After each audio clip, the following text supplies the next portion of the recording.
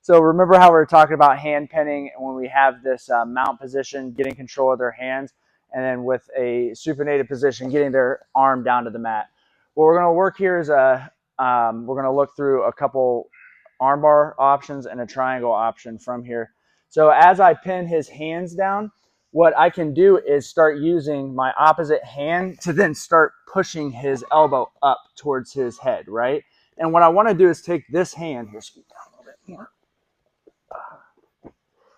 I want to take this hand and attach it to his trap, right? Kind of like that clamp grip that we were talking about. From here, I can keep pushing my chest up. See how he starts to block? I'm going to take that opportunity to then lift his arms up again and do the exact same thing. So I'm wrapping his arms up here, right? Once his arm's up, I'm going to pick a side where I'm going to start making a turn. So I'm going to lift up his head, pushing my knee up towards his shoulder. As I do that, I'm going to keep his head lifted, walk my knee or my foot around. So now I know I need to turn this corner. So as I turn the corner, I'm still lifting his head up and I'm pinching, almost trying to put my knee to my own ankle. Then I'm going to pick his arms. So usually I'm going to take this arm, see how this is over here on this side. I'm going to try to find this arm that's closest to my body, pushing it up and lifting with this arm bar. You can also go down with a belly down arm bar from here.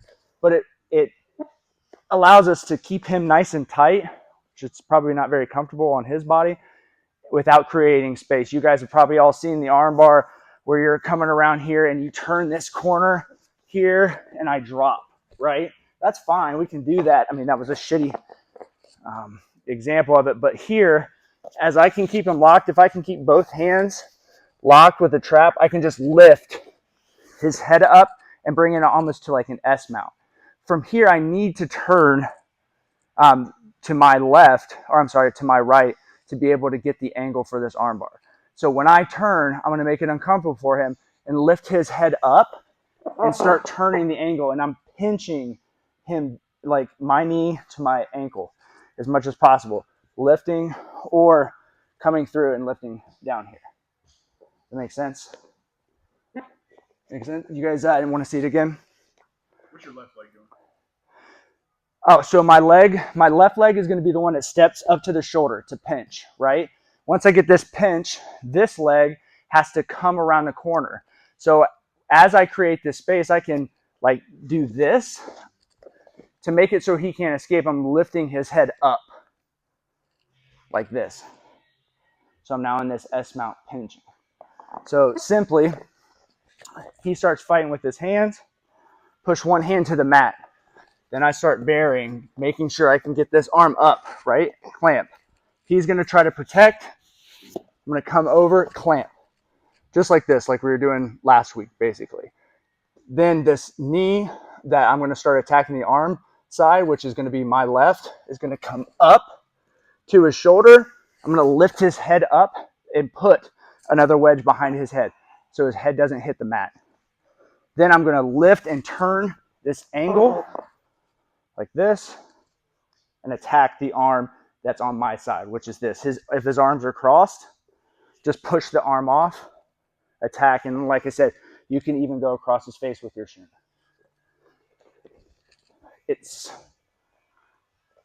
If you think I don't have the hip dexterity for that, I promise you if we can change angles for you, you're gonna be able to get your hips like that. It's just being able to transition your body to where your hips can open up and lock it in. Make sense? All right, any questions? Anything to be cognizant of to stop from getting rolled on the bridge?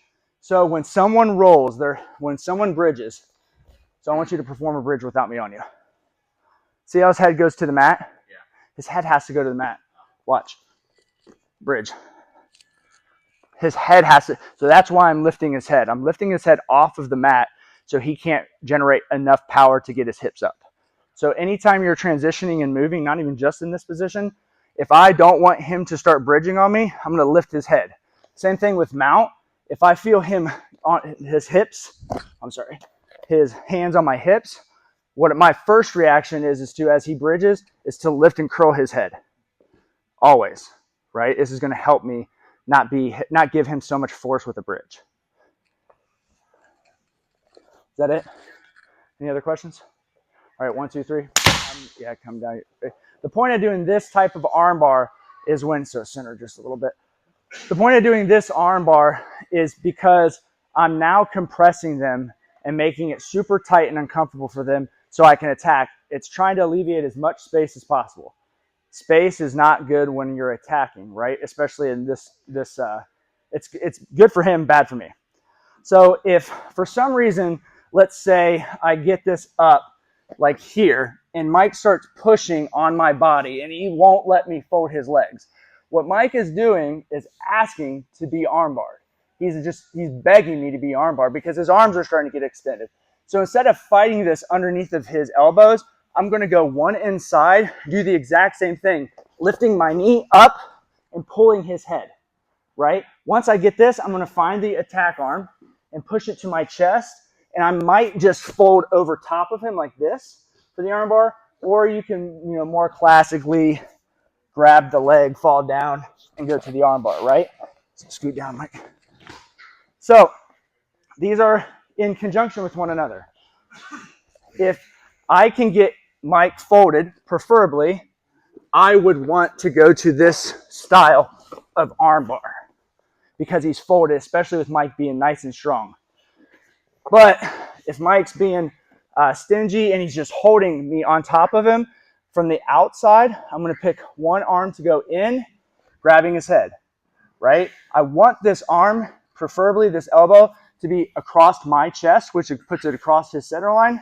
And I'm doing the same movement with my legs, lifting up, grabbing, hooking. Here, like I said, if you have active toes, see how my toes are flat? I want my toes to be like this. So I can push this way as I'm hamstring curling this way. Then I just find this arm and start lifting. If for some reason you feel you need to go to your back position, do not fall, right? I'm not falling to my butt. What I'm going to do is swing my head over top and try to hamstring curl him from here. Now I can get him, right? If I fall into this position, he might start getting up. Like, this sucks for me, right? So if you can stay on top and armbar them, even better. But especially with big people, just remember, they bring their hands like this. You swim. This still needs to go across the center line, just like a closed guard arm bar, and I use the same foot position. If he doesn't do this and he's playing defensive, that's when I'm going to start working these wraps, right? So go play with both of them. You might like one or over the other, but just understand the way you armbar is going to be how their arms are configured. Make sense? Anybody need to see it again? Good? All right, 1, 2, 3. A couple of things when we're going to the arm bar, if he's pressing on top of me like this, and I switch, and I want to lift up here.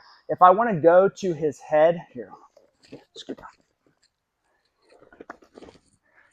Thanks for your assistance. I did. I'm in my feet. Huh.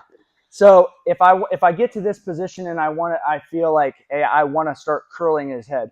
Understand what I'm doing with my hands is lifting his head so he can't get flat to the mat and start bridging off. That's why I'm cradling his head. As I go to cradle his head, what I'm going to do is with my foot, I'm going to lean. If I don't have the hip dexterity to go around, I'm just going to grab and I'm going to lean this way. See how his head lifts up? Then I'm going to take my leg. I'm not going to finish from here. I'm going to curl and sit on his face, right? That's going to allow me to then take whatever arm. I mean, you could start just cranking off submissions from here. If you feel like you're losing it because you're trying to armbar from here when my knee is not actually curling onto him, I'm not going to say you can't get it, but when you do this, it's much tighter, much, much tighter with it. So that's a little detail. If their head's off the mat, that's what I want. I don't want their head to get on the mat. It's going to make them more powerful to bridge. So those are the arm bars. And I want to show you guys this. Yes, I want to show you guys this position because let's say I push Jordan's arm like this, right? And I can't get under him. He's being like super stingy with making me not allowed to get underneath, and he's not pushing on me, right? So as I do this, I'm going to hold here.